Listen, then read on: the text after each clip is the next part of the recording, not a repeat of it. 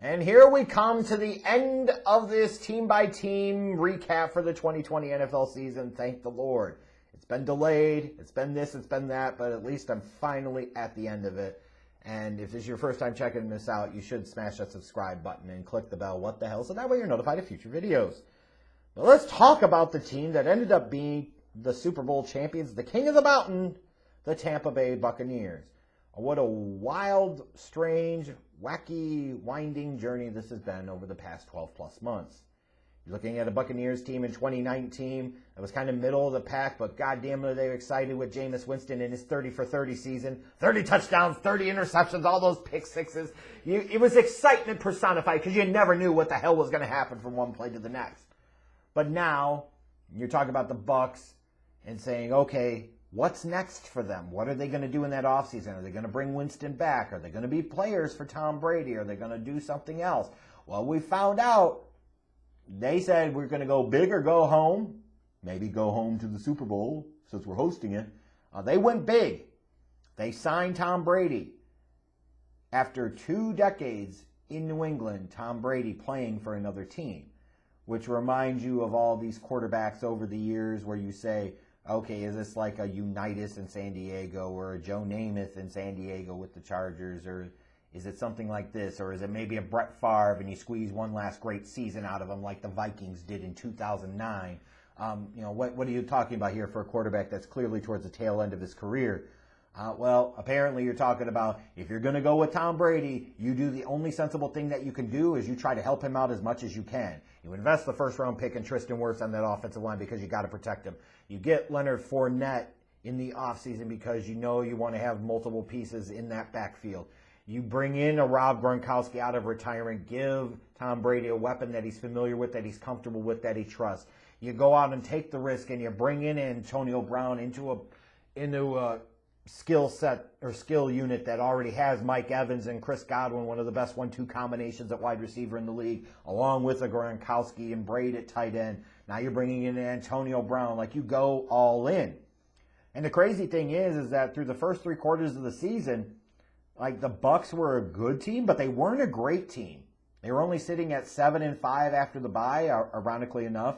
That last game before the bye was that game against Kansas City where Tyreek Hill, if you remember, went nuts in the first half, but the Bucs kind of clawed their way back in while the Chiefs won. Like, it showed that maybe they were starting to figure it out. But I think the real key here for the Tampa Bay Buccaneers and how they even got into the position that where they could was when they were sitting at 7-5. They used the soft end, the tail end of that schedule that was soft as Charmin to get kind of their rhythm and start to build up their confidence and get kind of their momentum going, especially offensively. Look at the last 4 games they had. Minnesota, at Atlanta, at Detroit, Atlanta.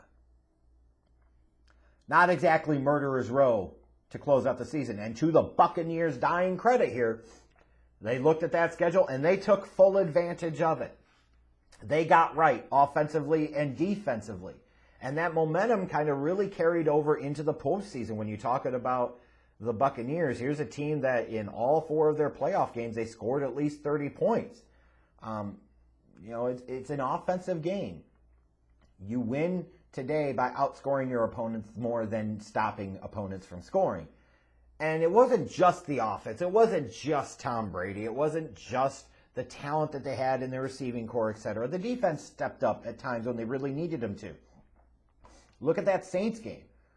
Like, the difference between the 2 regular season matchups where the Saints handled the Buccaneers pretty convincingly. The opening week matchup where the Bucs and Brady looked really, really bad. And then about mid-season when the Saints just blew them the hell out of the water. Wasn't that like the 38-3 game? Something like that? Like, they had their moments, that defense, and that certainly that Saints game, that's where it was critical because they kept keeping the offense in the game. They kept turning the Saints over. Like, if that defense doesn't step up and make some of the plays and force some of the turnovers that they have, the Buccaneers might have went home after the divisional round, but they didn't. And then you look at that performance, like, I could say my different things about the importance of offense versus defense, but there's no question that what the Buccaneers did in that Super Bowl was an incredibly impressive performance. Absolutely impressive. To hold an offense with guys like Patrick Mahomes and Tyreek Hill and Travis Kelce to 9 points? man, that's special.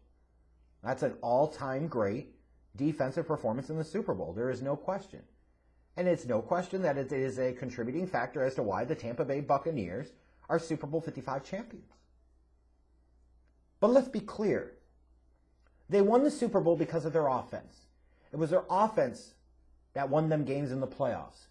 It was their offense in the Super Bowl that scored 31 points through 3 quarters and was about this far away on that 4th down where Rojo didn't get across the goal line, didn't break the plane of the goal line. They were that close to having scored 38 points in 3 quarters. The point I'm getting at here is you could talk about how great the defensive performance was, and it absolutely was, but it's incredibly dense and disconnected from reality to say that is the primary or sole reason that the Tampa Bay Buccaneers won the Super Bowl. It is a nice complimentary thing. It was great to have. It is a luxury, but it is a luxury and nothing more.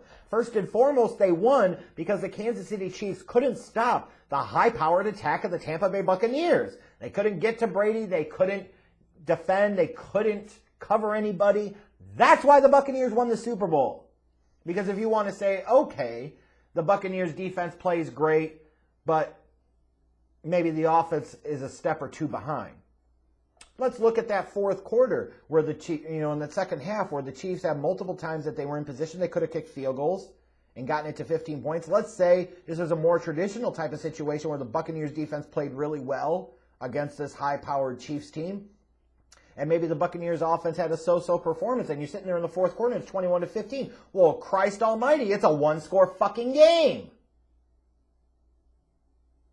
Because the Buccaneers offense was so dominant, because the Buccaneers offense played at its best when the lights were brightest at home in the Super Bowl, the defense could then tee off on Mahomes and that Chiefs offensive line. They could take chances. It put even more pressure on the Chiefs and Mahomes because they had to try and keep up. The bottom line is the defensive performance that the Buccaneers had in the Super Bowl is one of the best we've ever seen. Even if you could say, well, it's against a depleted Chiefs offensive line, blah, blah, blah. Bullshit. Every team has injuries. They got to deal with different things. It's one of the best defensive performances we've ever seen in the Super Bowl. And yet and still, it was only a luxury. The Tampa Bay Buccaneers won the Super Bowl because of their offense. Period. This cannot be argued. You will try. I'm sure you will in the comments too. And you will miss the whole point of what I'm getting at here. But it's crazy to me to think about a team a year ago where we were talking about Jameis Winston in the 30-for-30 season and what comes next. And then they signed Tom Brady, and you and me like, well, what does he really have left? We're going to find out whether it was Brady or Belichick, whether it was the system or it was the quarterback. Like, who was it? Well, after 1 year, you could sit there and just look from a narrow scope and you say, well, by God, Tom Brady sure came out the better end of it, and he did, and he absolutely did. And as far as the whole GOAT conversation when it comes to quarterbacks, look, you don't have to like them. Look, you could think that you would rather have guys like Unitas or Montana or whoever. But at some point in time, the accomplishments matter. The consistency, the top-level performance matters. Tom Brady is the GOAT, and he was the GOAT in terms of all-time quarterbacks before he even got to the season. So everything he did in Tampa was secondary. It was just complimentary. It was just you pile it on, you add it on. And by God, he goes down to Tampa, and his first year there, they win a freaking Super Bowl. A Super Bowl. And yes, the team was a little bit different than they were the previous year with Jameis, but they weren't that incredibly different. And let's not pretend like we're talking about peak Rob Gronkowski here, or even peak Antonio Brown. You're deploying Antonio Brown as a 3rd or 4th option in the passing game, which speaks to the depth of talent that you had at the skill positions. But Gronk isn't the Gronk of the past, not peak Gronk, that's for damn sure. Like, that's just another feather in the cap for the GOAT. And he is. And it's time people accept that. It's just folly to sit there and try to argue that somebody else says, well, Montana never lost in the Super Bowl. Montana made 4 of them. That's great. That's wonderful. I remember watching Montana as a kid. Brady's better. You could look at Montana's decade of the 80s and you say, okay, Tom Brady did it in the 2000s and then the 2010s, and by God, it's 2020. The guy's in his frickin' 40s, and he's still doing this. He threw for over 4,600 yards in the regular season and 40 touchdowns. I don't care how much talent you have around him, that's still incredibly special if you're 23, let alone if you're damn 43. But people are also going to say, well, they only won it because of Tom Brady and Tom Brady alone. That's also not true.